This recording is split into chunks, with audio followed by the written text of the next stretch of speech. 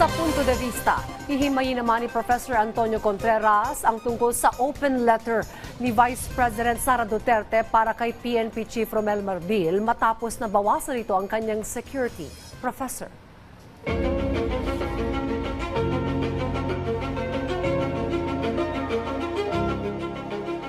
Maraming salamat, Dayan.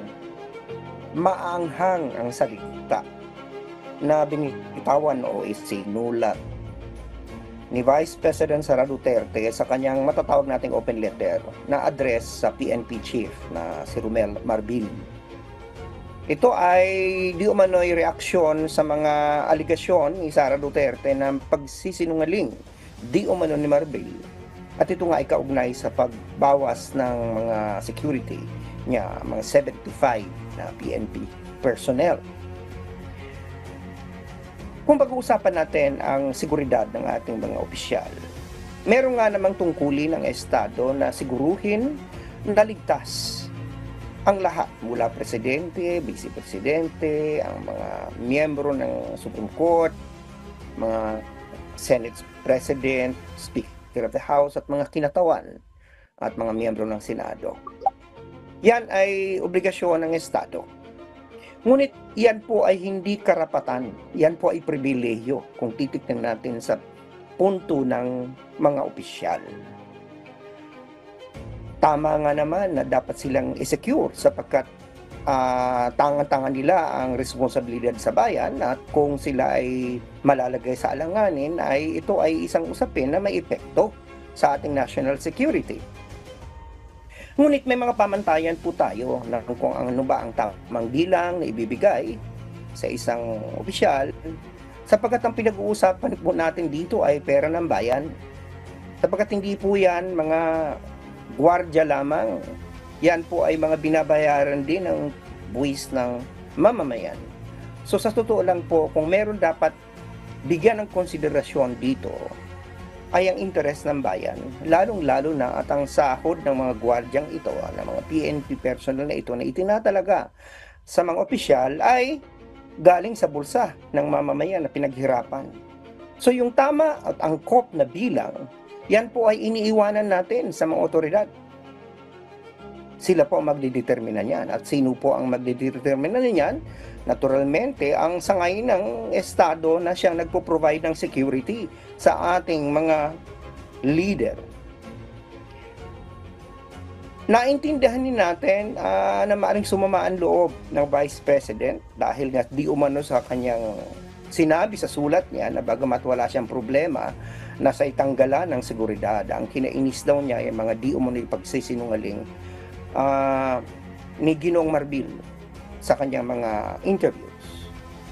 Yan po ay isang masilimot na usapin na dapat sana iniiwanan na lang natin sa dalawa. Subalit may elemento po dito na hindi maganda. Sapagkat una, ang isang bagay na dapat ay opisyal ay parang naging never ka-informal sabag ginawa na lamang parang open letter na pinost sa social media. At ito ay lalo pang pinatingkad na ang ginamit na pag-address ng Vice President kay Chief Marbil ay tinawag lamang niya itong Romel. Napaka-informal. Ngunit maliban sa forma at nilalaman, ang isa pang medyo nakakabahala dito ay ang tukuyin at paratangan ng Vice President ang nangyari bilang isang forma ng political harassment. Alam naman po natin ang PNP hindi yan political arm ng gobyerno.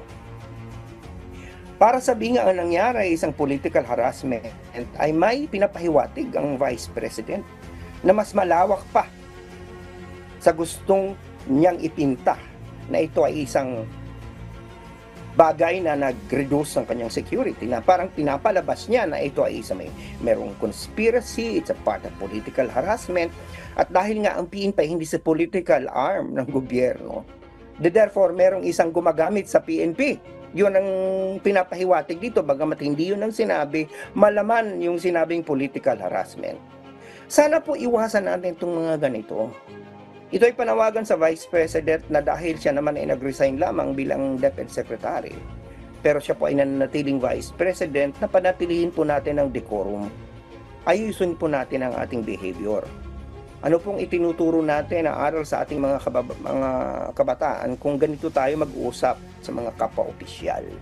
Meron po tayong mga hindi pinagkakasunduan, meron tayong hindi pinagkakaintindihan, ngunit may proper forum, may proper venue, may proper form na pakikipagtalastasan at iwasan natin na lumikha ng kung ano pa mga suggestions na magkakaroon lamang ng hindi lamang lamat sa ugnayan ng mga branches ng government, kundi lamat din sa ating seguridad.